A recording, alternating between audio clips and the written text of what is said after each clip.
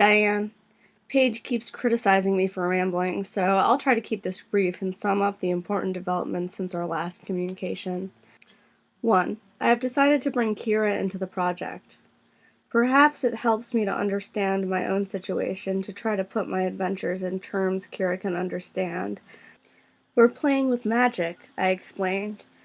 What, you mean like pulling rabbits out of hats? She asked me. Nikita and I both thought about it. Yeah, I answered. Something like that. It's striking the amount of brainwashing they've already accomplished. Kira has clearly been trained to believe that everything is explainable, all magic must be a trick, and the physical world is the only world, objectively. But despite the efforts to train her to be a good child, they haven't managed to kill her natural human fascination with the magic. Magic that's more like pulling 100 million rabbits out of an entire field of hats. It's the magic that we all remember from before we were born, whether we came from the sky or the sea. I won't try to explain it here since there is literally infinite explaining to do, which of course won't make the subject any clearer. But there are these pre-existing notions we have to throw out the window. One of them being that an explanation only exists for the point of clarifying. One of the closest examples I can think of, Diane, is how magic works in The Last Unicorn, where the only magician's only spell is just to shout, "Magic, do as you will," into the void, and then something bizarre and unexpected happens, usually bringing about a whole slew of new problems even if it does manage to solve the previous ones. 2. There hasn't been a whole lot of real-world adventuring in the sense of actually going places besides through these poor man's portals, books, and the internet. But Nikita and I have found ourselves completely immersed in a genre that may not even know it's a genre yet. For lack of a better way to describe it, it is the art created by people who are either naturally insane or have clearly sacrificed a sizable portion of their sanity to bring these works into light. Sometimes a little bit of both. It's a chicken or the egg sort of question. And for the duration of one's experience with these materials, the author shares their insanity with the reader. At first it can feel like breaking your brain, but as you continue your immersion, you find your brain to be remarkably flexible, capable of simulating all sorts of flavors of madness to try to understand the work. Notable works in this genre include 1,000 Plateaus, Valis, House of Leaves, Mother Horse Eyes, written by an anonymous author on Reddit, and the film series, the Interface series. Of course, as you know, I've always loved works that create this sort of aesthetic, but I feel the need to call attention to these specific examples because I have a strong feeling that they are inextricably linked to our organization's studies. There have been so many coincidences surrounding these works, I haven't even been able to document them fast enough. I could spend the rest of this report citing examples and coincidences, and I'm sure they could all be chalked up to confirmation bias, but the point of this report isn't to prove or even convince you of anything. It's simply to organize the sometimes overwhelming amounts of information. The other conclusion these works have led me to is that it is useless to try to prevent our organization's information from falling into the wrong hands. When one looks into the brainwashing techniques employed in our FOIL organization, not to mention our current political state of affairs, it is clear that the information has been in the wrong hands for some time now. The goal we're trying to accomplish is setting the information free, releasing it to the public domain.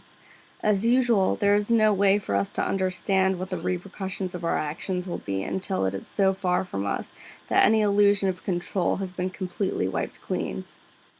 But that's all control ever was, an illusion. Of course you remember Gordon screaming at us about how free will doesn't exist back when we were both in training. The denial of free will can be used as a tactic to evade responsibility in some cases. But as you know, I'm always trying to do the right thing and prepared to take full responsibility for my actions. However, I often wonder, do I really behave this way out of choice, or because it's literally my only option, given my character and circumstances? Paige tells me I'm just like the main characters of all these stories, Will Navidson and Horse Lover Fat, for example. Naive pretty boys, or at least Paige assumes they're pretty boys, with beliefs like, You just have to be a good person and everything will work out. And then they think they found God or are on the way to solving some big mystery, life, the universe, and everything. She's not wrong, but I'm not sure if I could change who I was, even if I wanted to. When it comes to the question of free will, I really already know the answer. The magic, that something other, is what's in control. Always 2 steps ahead of us and also over our shoulders.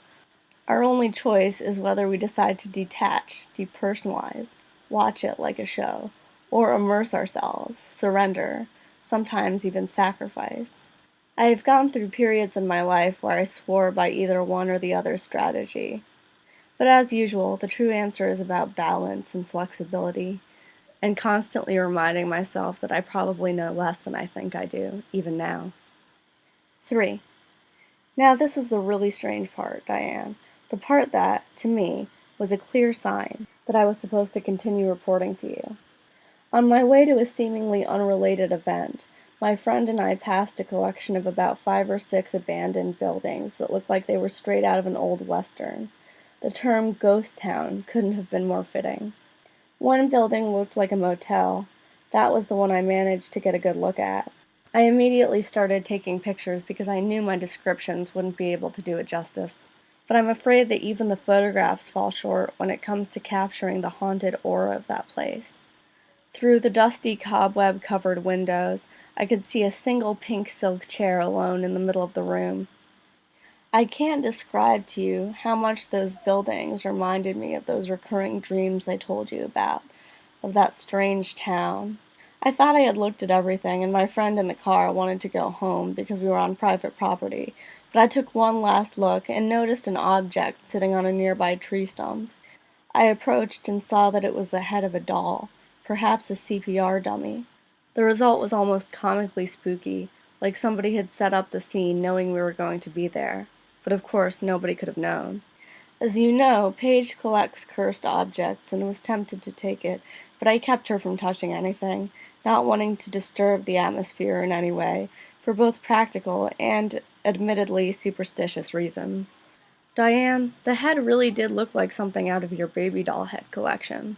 The thought did cross my mind that I was supposed to steal it, and give it to you, or at least the body that used to contain you, in the hope that you would wake up, that it would bring you back. But that solution seemed too easy, almost cliché. I don't think anything in this line of work is ever that simple, as much as we would all like it to be. So I left it alone. I continued to find baby doll parts strewn about the grass. Before leaving, I realized I had picked up a penny earlier that day, although I almost never carry change, so it seemed fitting for me to throw it in the ghost town's well.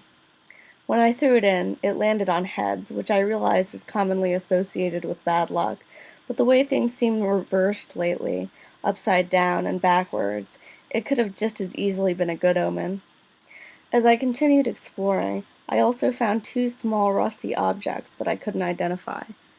Let me know if you recognize them. And a ceramic decorative shell covered in white powder, cobwebs on the inside, arranged neatly on the edge of the fountain. I also found some carefully arranged sticks on a nearby stump that made me wonder if someone had been coming here to perform some sort of ritual involving these objects. On my way back to the car, I took one last picture, trying my hand at a more artistic/symbolic approach. A view of the American flag heavily drooping, as seen from below, ominous storm clouds looming in the background. Perhaps this is my way of adjusting to the DIA's mysterious and confusing method of operations, or perhaps I was just inspired by Will Navidson. Who knows? But whatever the reason, I felt compelled to include this photo in my report, along with the more relevant ones. Coincidentally, the night before, Nikita and I had gone on a beautiful and productive Obukalpi trip. The immortal baby had paid us a visit, essentially out of the blue, and talked to us about his interest in urban exploring, and we had all agreed that we would like to try it.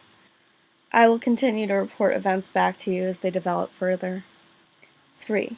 Paige has joined a band with a very strange friend of ours, who I will refer to for the moment as T.E. I've been accompanying her to practice and noticing that just as I seemed to be guided to the ghost town, Paige seems to be receiving prompts, encouraging her to continue her engagement with TE. Of course, since you're not the one Paige reports to, and since I've already surpassed my own expectations in terms of length for something that was supposed to just be a brief update, I'll end here. Again, I want to thank you for reaching me through my dreams, even though we can't connect in real life, and I look forward to your next visit. Yours truly, Dale.